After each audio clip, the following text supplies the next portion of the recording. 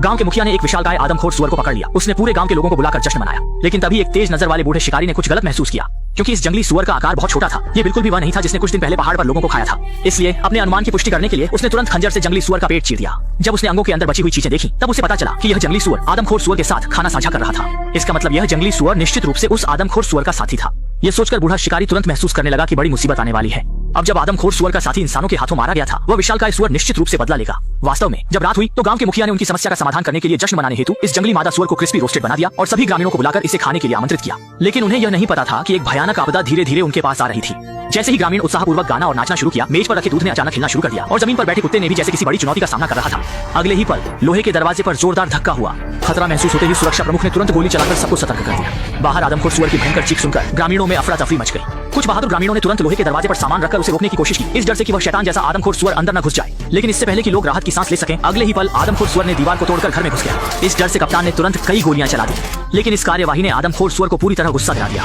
उसकी भयानक चीखों के बीच छत पर लगे सारे बल्ब टूट गए। फिर आदमखोर सुअर जैसे एक विशाल टैंक की तरह ग्रामीणों के बीच तेजी से टकरा गया। जहां भी उसने कदम रखा, वहां हर जगह चीजें उलट पुलट हो गई। कुछ ही समय में पूरे मंदिर में लाशें बिखरी पड़ी थी।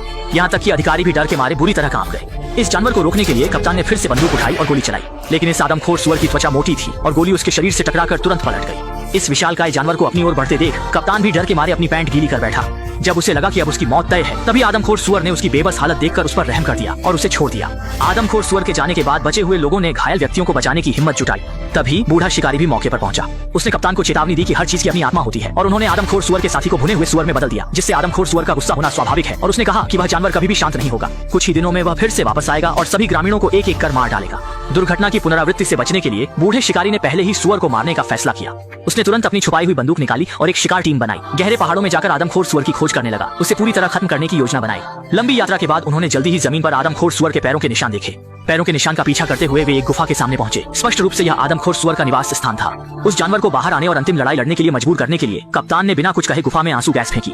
जब आदमखोर सुअर ने बाहर आने से इनकार कर दिया, तो बेचैन लोग हथियार लेकर गुफा में चले गए। जैसे ही वे गुफा में गहराई से गए, उन्होंने पाया कि आदमखोर सुअर वहां नहीं था, लेकिन वहां जमीन पर कुछ आदमखोर सुअर के बच्चे थे। इन छोटे सुअर के बच्चों के बड़े होकर लोगों को नुकसान पहुंचाने से रोकने के लिए कप्तान ने बिना कुछ कहे एक को खंजर से मार डाला। फिर उन्होंने एक सुअर के बच्चे को पैक करके बैग में डाल दिया। उसे वापस ले जाने और अध्ययन करने की तैयारी की। बाकी को पेट्रोल डालकर जला दिया। लेकिन उन्हें यह अंदाजा नहीं था कि सुअर के बच्चों की दर्द भरी चीखें भोजन की तलाश में आदमखोर सुअर द्वारा सुनी जाएंगी। जैसे ही लोग वहां से जाने की तैयारी कर रहे थे, अचानक बाहर आते ही उनका सामना वापस लौट रहे आदमखोर सुअर से हो गया।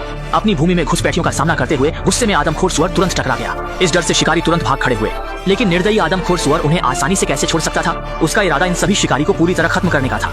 देखकर कि पीछे का जानवर अभी भी उनका पीछा कर रहा था, गंभीर स्थिति में लोगों ने एक पाइपलाइन में घुसने का फैसला किया। लेकिन दुर्भाग्य से आखिरी साथी की पिटाई आदमखोर सुअर के नुकीले दांतों से उसके पिछवाड़े पर हो गई। तुरंत ही वह दर्द से जोर जोर से चिल्लाने लगा। सौभाग्य से यह पाइपलाइन संकीर्ण थी, जिसने आदमखोर सुअर को बाहर रोकने में मदद की। लोगों ने थोड़ी सी खतरे के साथ अपनी जान बचा ली, लेकिन जब आदमखोर सुअर अपने घर लौट आया तो उसने जमीन पर बुरी तरह मरे हुए बच्चों को देखा। वह तुरंत गुस्से में आ गया और उसने शिकारी को भारी कीमत चुकाने के लिए मजबूर करने का संकल्प किया। इसी बीच यहाँ शिकारी जंगल में जमीन पर सो रहे थे, लेकिन आधी रात को अचानक पास की चेतावनी ध्वनि बजने लगी। सतर्क कप्तान तुरंत बंदूक लेकर बाहर देखने गया, लेकिन उसने पाया कि यह केवल एक गुजरती हुई हिरन थी। कप्तान ने सोचा कि शायद उसने बहुत चिंता कर ली थी, लेकिन अगले ही पल उसे अपनी पीठ में ठंडक महसूस हुई। तभी उसने डर के मारे देखा कि आदमखोर सुअर बिना कोई आवाज किए उसके पीछे आ गया था। मजबूर होकर उसने खंजर निकाला और आदमखोर सुअर के साथ जीवन मृत्यु का मुकाबला किया। जल्द ही यह हलचल अन्य साथियों को भी आकर्षित कर लाई। आने वाले बूढ़े शिकारी ने तुरंत गोली चला दी, लेकिन गोली गलत दिशा में चली गई और आदमखोर सुअर ने बूढ़े शिकारी को निशाना बनाया। यह दृश्य देखकर बूढ़े शिकारी ने तुरंत अपने हाथ में छतरी खोल दी, जिससे वह आदमखोर सुअर को पहले से बनाए गए जाल में फंसा सका। लेकिन यह जाल केवल थोड़े समय के लिए ही आदमखोर सुअर को रोक सकता था। इस अवसर का फायदा उठाकर लोग जल्दी से एक योजना बनाने लगे। उन्होंने दो समूहों में बंटने का फैसला किया। एक समूह पहाड़ से उतरकर मदद की तलाश करेगा और बाकी लोग सुअर के बच्चे को लेकर आदमखोर सुअर की आक्रमण को आकर्षित करेंगे। वास्तव में बच निकला आदमखोर सुअर तुरंत बच्चे की ओर बढ़ गया, लेकिन भागते समय दोनों का पैर फिसल गया और वे बिना किसी नियंत्रण के पहाड़ी से नीचे लुढ़क गए और गलती से एक गंदी नाली में गिर गए और आदमखोर सुअर भी उनके पीछे आ गया। ये देखकर दोनों ने चट्टान पर लेटकर मरने का नाटक किया। सौभाग्य से आदमखोर सुअर की दृष्टि अच्छी नहीं थी और उसने फिलहाल सामने के दो लोगों को नहीं देखा। लेकिन इसी समय एक विषैला सांप बाहर निकला और आदमखोर सुअर के साथ मुकाबला करने लगा। इस अवसर का लाभ उठाकर दोनों भागने लगे और आखिरकार एक सुरंग में पहुंच गए। सौभाग्य से यहाँ एक ट्रॉली थी।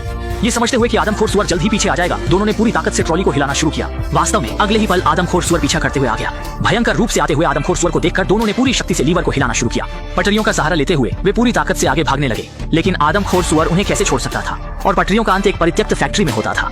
आदमखोर सुअर भी पीछे पीछे अंदर आ गया। यह देखकर दोनों ने तुरंत एक कोने में छिपकर कोई आवाज नहीं करने का फैसला किया, डर से कि आदमखोर सुअर उन्हें न देख ले। लेकिन इसी समय शाओमी के बैग में रखा सुअर का बच्चा गलत वक्त पर आवाज करने लगा। अगले ही पल आदमखोर सुअर की ध्यान खींची और वह अपने नुकीले दांत दिखाकर उनकी ओर बढ़ गया। सौभाग्य से दोनों ने तुरंत खुद को बचा लिया। तभी उन्होंने देखा कि पास में एक सीढ़ी है। भागने में असमर्थ दो लोग सीढ़ियों के सहारे जोर लगाकर चढ़ते हुए मुश्किल से अपनी जान बचा सके, लेकिन मांसाहारी मकड़ा नीचे डटकर खड़ा था। एक बार नीचे जाने पर मौत निश्चित थी। तभी छोटी सुंदर ने मुड़कर देखा कि थोड़ी दूरी पर एक लिफ्ट है। ये देखकर उसे तुरंत एक उपाय सूझा। उसने योजना बनाई कि वह इस लिफ्ट का उपयोग करके एक जाल बनाएगा, लेकिन इसके लिए दोनों लोगों का सहयोग आवश्यक था। ये कहते हुए छोटी सुंदर ने छोटा सुअर का बच्चा बड़ी पहाड़ी को दे दिया और उससे कहा कि वह मांस खाने वाले मकड़े को लिफ्ट के नीचे लुभाए। हालांकि यह तरीका बहुत खतरनाक था, लेकिन अब बड़ी पहाड़ी के पास जोखिम उठाने के अलावा कोई चारा नहीं था। जैसे ही वह पाइप के सहारे धीरे धीरे नीचे फिसला, जल्द ही मांस खाने वाले मकड़े का ध्यान उसकी ओर गया। मांस खाने वाले मकड़े को बिल्कुल पास देखकर दाशान ने तुरंत सुअर के बच्चे को लिफ्ट के नीचे फेंक दिया और तुरंत ही वह एक तरफ हट गया। मांस खाने वाला मकड़ा पहले वहां के इंसान को खत्म करना चाहता था, लेकिन लिफ्ट के अंदर रोते हुए बच्चों को देखकर वह बेधड़क अंदर चला गया। जब बड़ी पहाड़ी ने देखा कि वह आखिरकार जाल में फंस गया है, तो उसने तुरंत लोहे का दरवाजा बंद कर दिया। ऊपर की तरफ छोटी सुंदरी ने तुरंत लिफ्ट का स्विच मोड़ दिया। लिफ्ट के तेजी से नीचे गिरने के साथ ही उसने इस खतरनाक मांस खाने वाले सुअर को सफलतापूर्वक दबा दिया। बेचारी छोटे सुअर के बच्चे को देखकर दयालु छोटी सुंदर ने तुरंत उसे बचा लिया। दुनिया को फिर से मांस खाने वाले सुअर से बचाने के लिए बड़ी पहाड़ी ने विस्फोटक जलाकर मांस खाने वाले सुअर के पास फेंक दिया। जैसे ही विस्फोट की आवाज हुई, यह मांस खाने वाला सुअर भी आखिरकार राख में बदल गया। यह सोचकर कि यह मामला यहीं समाप्त हो जाएगा, कोई भी नहीं सोच सकता था कि वह जीवित बचा मांस खाने वाले सुअर का बच्चा किसी ने वापस पहाड़ी की गहराई में छोड़ दिया। अब उसकी आंखें भी धीरे धीरे तीखी हो गईं। उसके मन में नफरत का बीज अंकुरित होने लगा। मुझे विश्वास है कि बहुत समय नहीं लगेगा, वह भी अगला मांस खाने वाला सुअर बन जाएगा और इसी के साथ फिल्म का अंत हो गया।